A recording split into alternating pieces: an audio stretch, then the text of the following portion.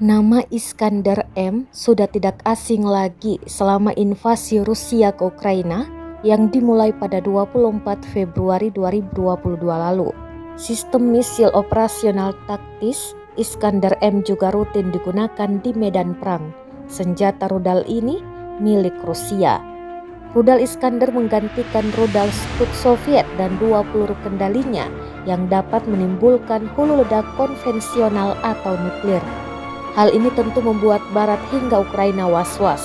Rudal ditugaskan untuk menghancurkan objek yang sangat penting dari infrastruktur militer musuh dengan serangan tepat.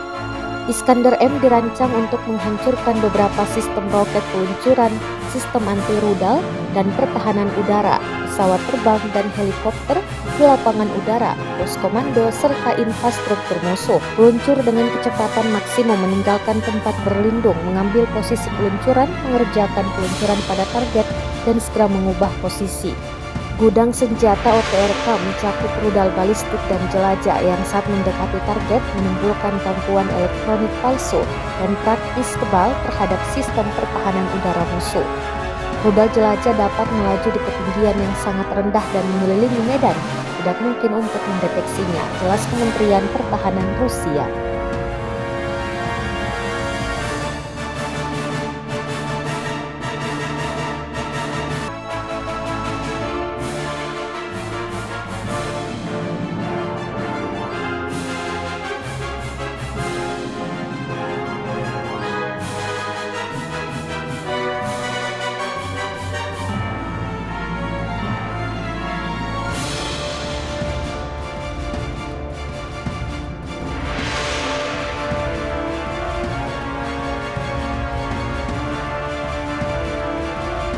Rusia melaporkan secara total 382 pesawat Ukraina, 206 helikopter, 3036 kendaraan udara tak berawak, 403 sistem rudal anti pesawat dieliminir sejak awal operasi khusus.